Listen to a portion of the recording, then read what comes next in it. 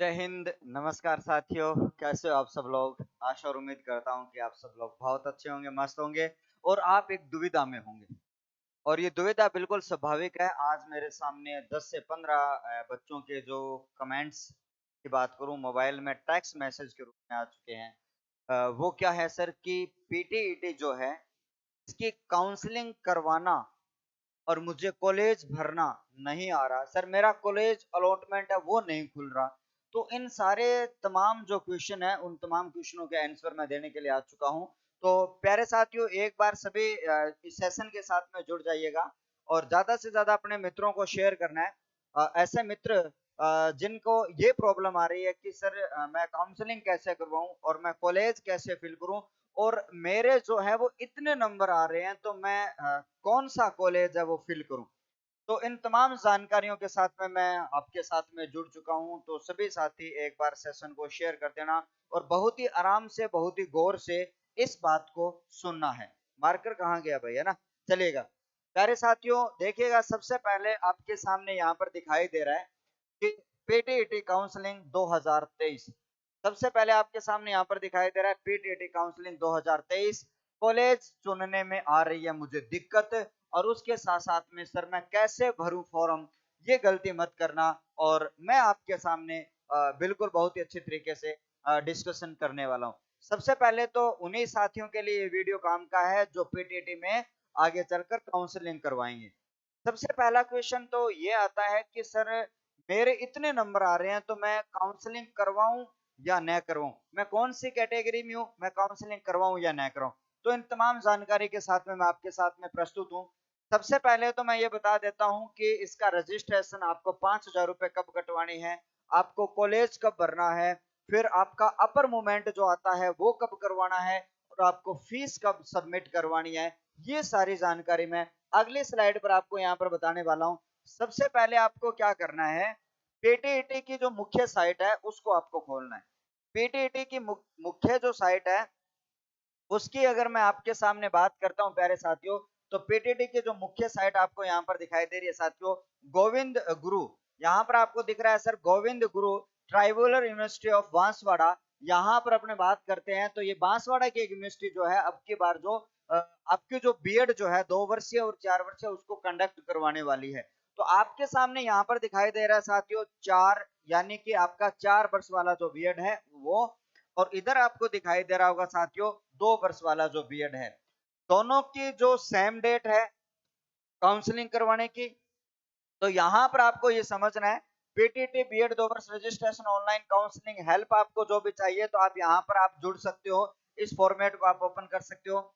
Video help चाहिए आपको PTT 2023 BA BEd और आपकी सारी रजिस्ट्रेशन काउंसलिंग हेल्प की, इसके लिए आप यहाँ पर वीडियो भी देख सकते हो क्योंकि जो ये बांसवाड़ा यूनिवर्सिटी है उन्होंने वीडियो भी बना रखा है।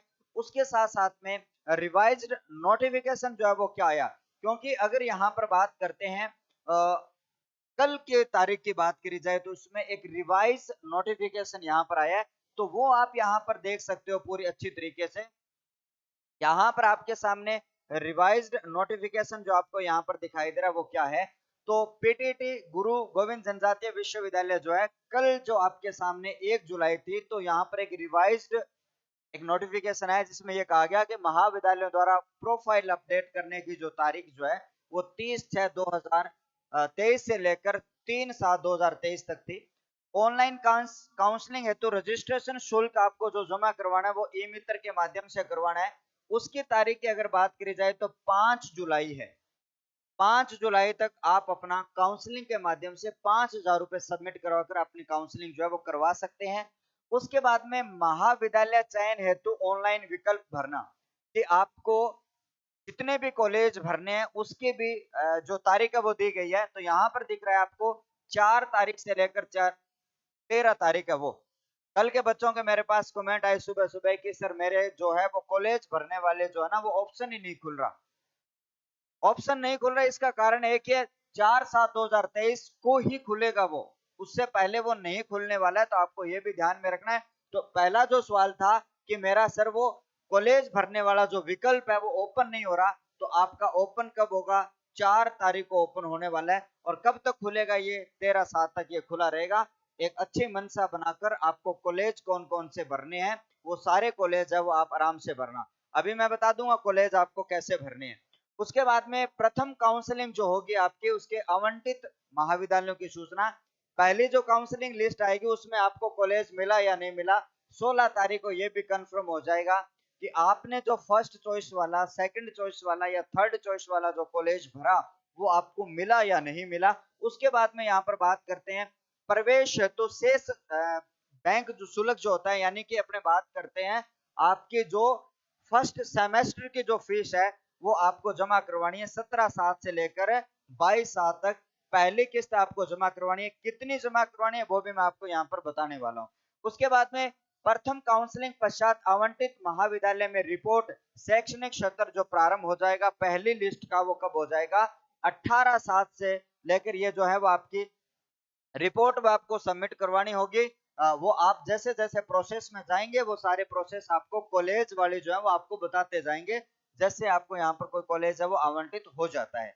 उसके बाद में अपवर्ड मूवमेंट। सर ये अपवर्ड मूवमेंट क्या है? अपवर्ड मूवमेंट के बारे में मैं एक स्पेशल रूप से बात करने वाला हूँ, इसके बारे में भी मैं आपको बताऊंगा। ये 19/7 से आपका चालू हो जाएगा। है क्या ये? अपने इसी वीडियो में बात करेंगे। उसके बाद में आप मूवमेंट के पश्चात महाविद्यालय के आवंटन की सूचना आपको 27/7 को मिल जाएगी कि आपका जो कॉलेज है वो अपवर्ड हुआ या नहीं हुआ, उसके बारे में भी मैं बताऊंगा। और अपवर्ड मूवमेंट पश्चात आवंटित महाविद्यालय की रिपोर्ट आपको कब सबमिट करवानी है, वो 28/7 को ये रिपोर्ट है वो सबमिट करवानी है। ये कल जारी किया गया था, ये प्रोफाइल जो है वो कब जारी करी गई थी, ये आपकी कल जारी करी गई थी। अब हम वापस से चलते हैं इसी नोटिफिकेशन पर, और ये नोटिफिकेशन क्या है प्यारे साथियों, यहाँ पर ध्यान रखना, आगे चलिएगा। अब यहाँ पर आपको ये दिखाई दे रहा है पूरा का पूरा माजरा, दोनों साइड में आप आराम से देख पा रहे हो कि सर यहाँ पर 4 वर्ष वाला जो बीएड है उसमें डेट ऑफ इसके लिए ये तारीखें मैंने बता दी है, ये तारीखें मैंने आपको बता दी है। सर एडमिशन की फीस कितनी लगेगी? 22,000 रुपए एडमिशन की फीस लगने वाली है, ये मैंने अभी तारीख आपको बताई है। उसके साथ में रिपोर्टिंग कॉलेज अपवर्ड मूवमेंट, ये जो है आपके 4 वर्ष वाले बीएड में पहले साल के आपके 22,000 रुपए लगेंगे 5,000 काउंसलिंग करवाने के बाद में।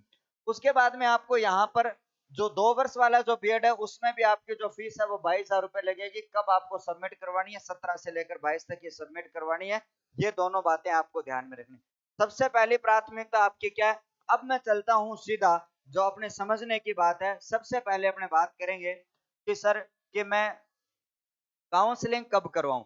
तो मैं आपको बता देता हूं, चाहे आप 2 वर्षीय बीएड में हो या फिर आप 4 वर्षीय बीएड में हो, ठीक है, चाहे आप इंटीग्रेटेड बीएड कर रहे हो, चाहे आप सीधे पीटीटी के माध्यम से आप 2 वर्ष वाले बीएड कर रहे हो, दोनों के लिए पहले 3 तारीख थी, उसके 2 दिन बढ़ाकर उसकी तारीख जो है वो 5 कर दी गई है।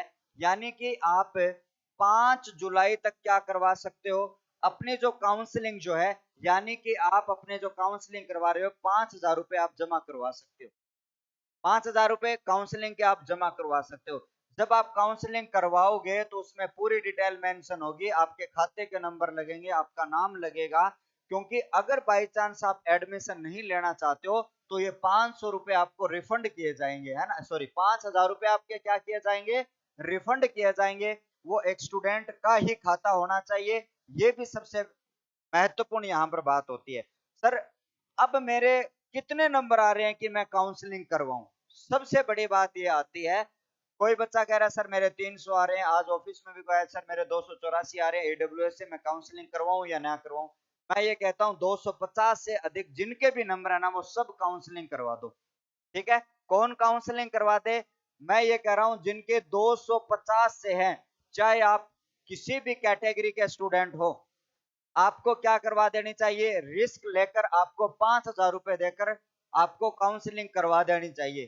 क्योंकि ये रिस्क नहीं है, जैसे ही कॉलेज अलॉटमेंट होंगे, आप नहीं करना चाहते हो तो आपको 5,000 रुपए रिफंड कर दिए जाएंगे।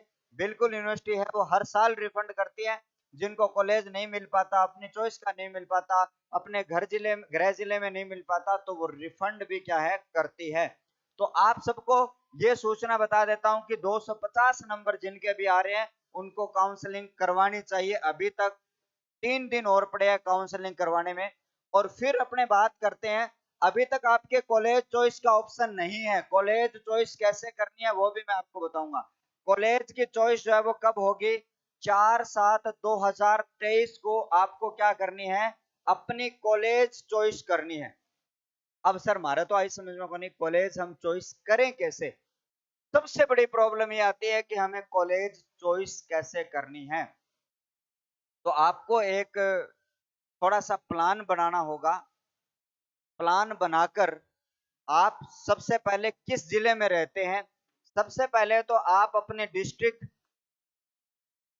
डिस्ट्रिक्ट में जितने भी कॉलेज हैं, आप अगर 2 वर्ष वाले हैं तो 2 वर्ष के कितने कॉलेज हैं, अगर आप 4 वर्ष वाले हैं तो आपके 4 वर्ष वाले कितने कॉलेज हैं, उनकी एक सूची बनाओ।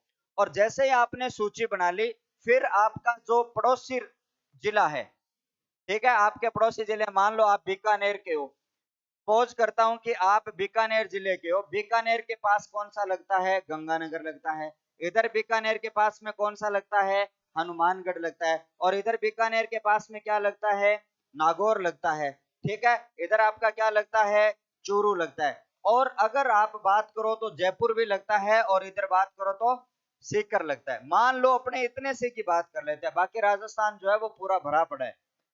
सबसे पहले आपके नंबर अगर 350 अधिक है, 350 से क्या है, आपके अधिक नंबर है, रुक जाए एक बार, अभी बता दूंगा मैं। हाँ, आगे चलो। हाँ, आगे अपने चलते हैं कि यहाँ पर 250 प्लस आ रहे हैं तो आपको क्या भर देना चाहिए, कॉलेज भर देने चाहिए। ठीक है, मैं ई मित्रा ही अमेरिकन भर दूंगा फॉर्म लिए। ठीक है, आगे चले। अब यहाँ पर अपने फॉर्म भरते हैं, तो आपको क्या करना चाहिए, ई मित्र वाली इतनी चीज थोड़ी बताएगा। ई मित्र में तो 100 रुपया चाहिए, फॉर्म भर के काम नक्की करो वो, है ना। आगे चलो। अगर आपके 250 आ रहे हैं तो आपको काउंसलिंग करवानी चाहिए। अगर आपके 350 प्लस नंबर आ रहे हैं तो आपको फर्स्ट चॉइस, सेकंड चॉइस और थर्ड चॉइस, आपको जो कॉलेज अच्छे लगते हैं वो भरने चाहिए। आपको जो कॉलेज अच्छे लगते हैं कि मुझे तो बीकानेर के फलाने कॉलेज में जाना है। जैसे कि मैं जिस टाइम मैंने बीएड करी थी, सही बात बताऊं कि मेरे नंबर थे 355 नंबर थे, और मैंने फर्स्ट चॉइस भरी थी गुरु जम्बेश्वर बीएड कॉलेज, जो रावतसर में लगता है, जहां पर जिनके स्कूल में मैं पढ़ाया करता था, वो मुझे कॉलेज अच्छी लगती थी क्योंकि मुझे पता है। ठीक है, और मुझे फर्स्ट चॉइस में वही कॉलेज मिल गया। बाकी कॉलेज में मैंने 4 कॉलेज और थे वो भर दिए। अब मैं ये कहता हूं, अगर 350 से अधिक आपके नंबर आ रहे हैं तो आपको फर्स्ट, सेकंड और थर्ड चॉइस आपके अपने कॉलेज भरने चाहिए। ठीक है सर, मेरे तो इतने नंबर ही नहीं आ रहे तो मैं कौन सा कॉलेज भरूं? तो मैं आपको कह देता हूं, मैंने अभी कहा कि एक लिस्ट बनाइएगा और आप टॉप मोस्ट 10 कॉलेज आप चूज करिएगा। कितने कॉलेज है? 10 कॉलेज आप चूज करिएगा और इन 10 कॉलेज को भर दीजिएगा। क्या पता आपका भाग्य अच्छा हो और आपकी सीट आपको मिल जाए, क्योंकि यहाँ पर अगर आर्ट के स्टूडेंट हो तो हर कॉलेज में 70 सीट होती है। अगर आप साइंस के कॉलेज होते हो तो 20 सीट होती है। अगर आप कॉमर्स के स्टूडेंट हो तो आपकी 10 सीट होती है। अगर यहाँ पर टोटल की बात करें, ठीक है, टोटल की बात करें तो कितनी सीट होती है? पूरी 100 सीट होती है। और उस 100 सीट में से ऐसा करके आपका क्या होता है, डिवाइडेशन यहाँ पर हो जाता है। ठीक है, तो पहले तो आपको 10 कॉलेज आपकी चॉइस के भरने हैं। ठीक है, जैसे कि आपने चॉइस के कॉलेज भर दिए, फिर लास्ट में आपको सबसे इंपॉर्टेंट फैक्ट होता है, नीचे लिखा होता है, जब आप फॉर्म भरोगे, कॉलेज चूज करोगे, तो वहां पर आपको मिलेगा एक आल राजस्थान का कॉलम मिलेगा। उस आल राजस्थान की अगर बात करते हैं, तेरे को रिजल्ट दिखवाना ठीक है क्या? ठीक है, कहां से आ जाते हो ये कि रिजल्ट दो? ठीक है, आगे चलिएगा। आल राजस्थान की अगर मैं बात करता हूं तो आपको क्या करना है, आल राजस्थान क्लिक करना है।